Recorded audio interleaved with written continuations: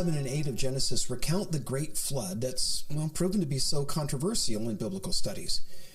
The flood was accepted as a part of ancient history by Western civilization for hundreds of years, but came into doubt during the Enlightenment when it was intellectually fashionable to scoff at Scripture.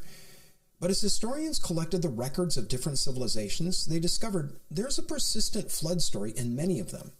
The Samo-Kubo tribe of New Guinea, the Athapascan Indians of America, the Papago Indians of Arizona, Brazilian tribes, Peruvian Indians, African Hottentots, natives of Greenland, natives of the Hawaiian Islands, Hindus, Chinese, Egyptians, Greeks, Persians, Australian natives, the Welsh, Celts, Druids, Siberians, and Lithuanians. Well, they all have stories of an ancient flood that figures as a seminal moment in the development of the human race. Of the more than 200 major cultures which have their own account of the flood, in 88% of them there's a favored family. 70% say that they survived the ordeal in a boat. For 66%, the disaster was due to humanity's wickedness. In 67% of the stories, animals are saved alongside man. And in 57%, the survivors land on a mountain. Now, many of the accounts mention birds being sent out, a rainbow, and 8 people are saved. More evidence for a global deluge is the existence of numerous Earth features that can't be accounted for any other way, most notably the trillions of fossils all over the world. Simply put, fossils aren't possible unless the animals and plants that made them are covered rapidly by vast amounts of sediment. We're going to talk more about that later. For now, let's get into it. Verse 1, chapter 7. Then the Lord said to Noah, "Come into the ark, you and all your household, because I have seen that you are righteous before me in this generation. You shall take with you 7 of each of every clean animal, a male and his female, 2 each of animals that are unclean, a male and his female. Also 7 each of birds of the air, male and female, to keep the species alive on the face of all the earth. For after 7 more days I will cause it to rain on the earth 40 days and 40 nights, and I will destroy from the face of the earth all living things that I have made." And Noah did according to all that the Lord commanded him. Noah was 600 years old when the floodwaters were on the earth. The last verse of chapter 5 says that at the age of 500, Noah already had 3 sons, Shem, Ham, and Japheth. That's followed by chapter 6, which tells us of the corruption of the human race and its great wickedness, requiring judgment. Noah's immediate family was singled out as the lone survivors who'd do so by building a huge boat.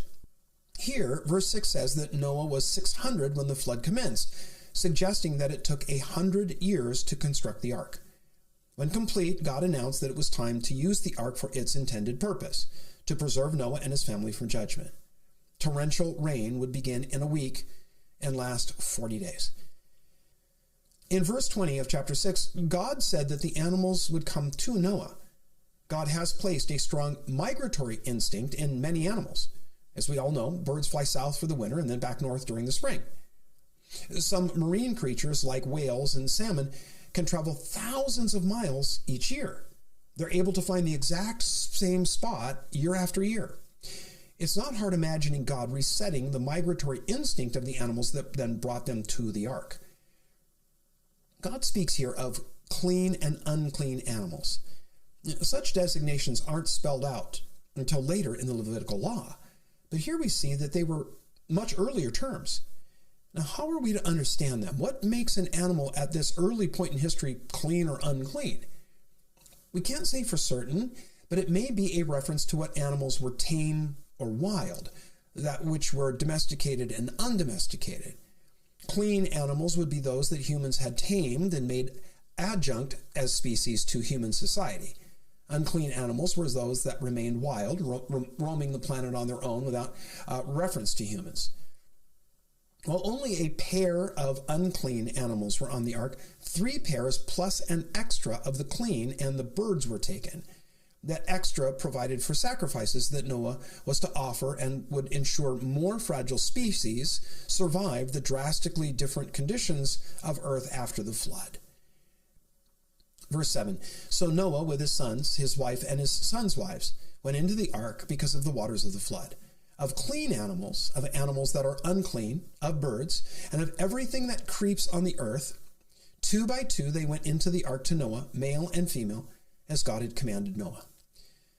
So imagine what it must have smelled like in the ark after a couple of weeks. No windows except around the very top. I wonder if Mrs. Noah ran around with a can of air freshener. Verse 10.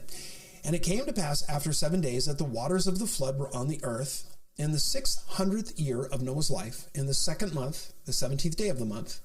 On that day all the fountains of the great deep were broken up, and the windows of heaven were opened, and the rain was on the earth 40 days and 40 nights. While some theologians and historians want to make all of this mere legend, a myth, the way that it's recorded is intentionally pitched to refute that.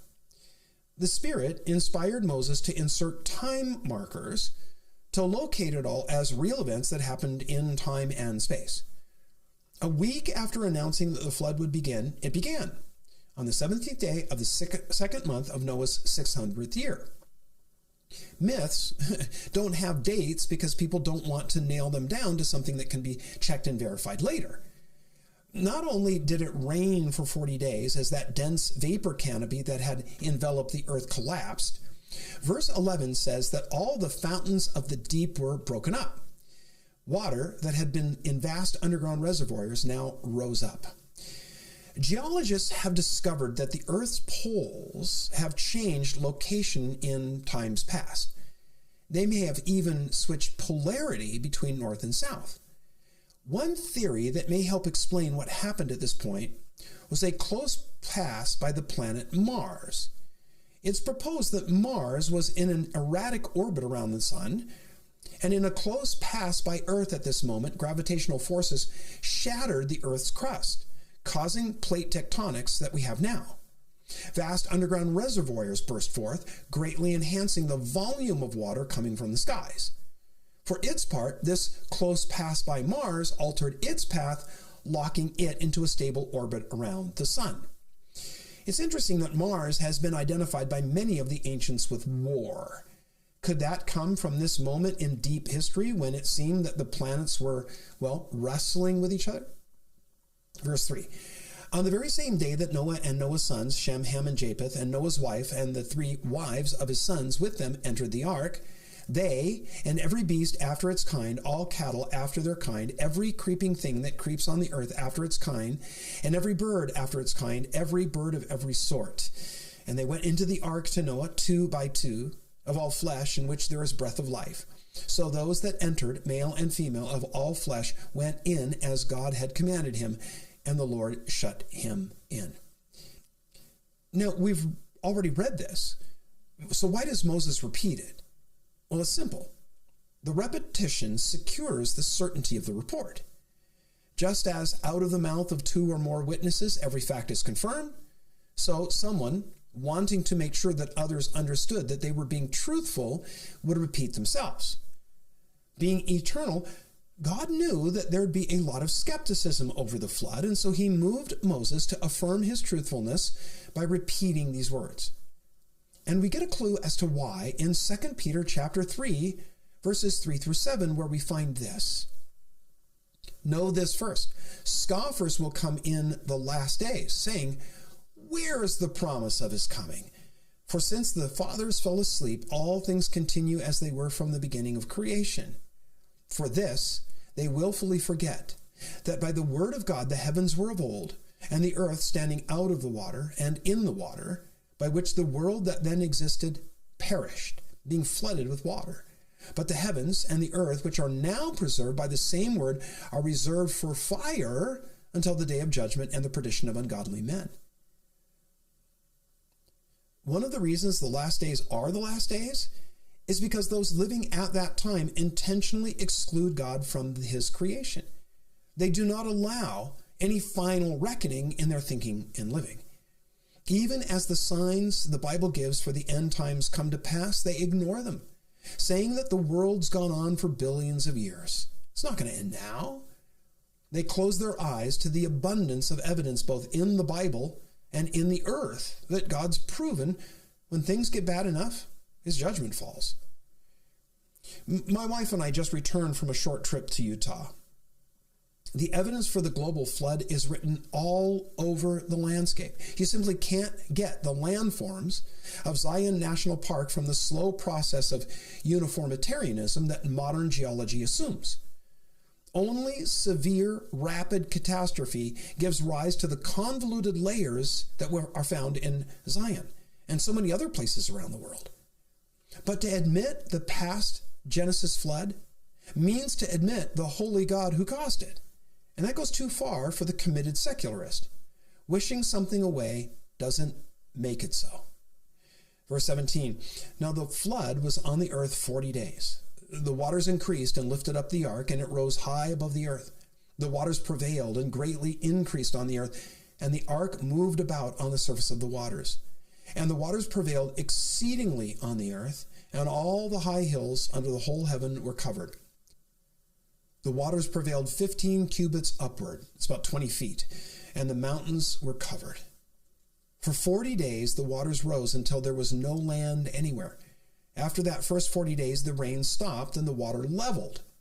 Now, according to verse 24, that we'll read in just a moment, things stayed that way for 150 days. So why the 5-month wait?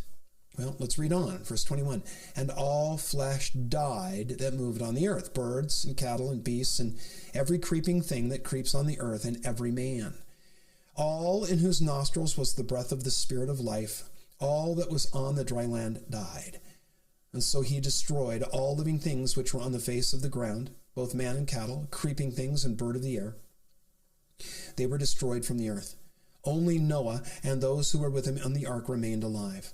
And the waters prevailed on the earth 150 days.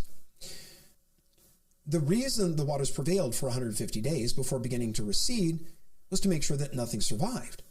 No doubt there were some animals and maybe people that lasted by clinging to massive amounts of floating debris. There's good reason to assume the water wasn't salt water as we know it in our modern oceans. That salt is the result of the erosion of land constantly flowing into the sea, where the water then evaporates, leaving the salt behind. The rain then starts that process all over again. That means the oceans are getting saltier as time goes by. We'll run that scenario backward, and the oceans at the time that we're reading about here had much less salt. This early in history, they may have been barely salty. And of course, the vapor canopy dropped fresh water. So some people and animals may have been able to find refuge on floating debris. But after 5 months, there was no more food, and exposure to the elements saw them eventually die off. Now we'll pick up the story of the flood and Noah's family in our next study in chapter 8.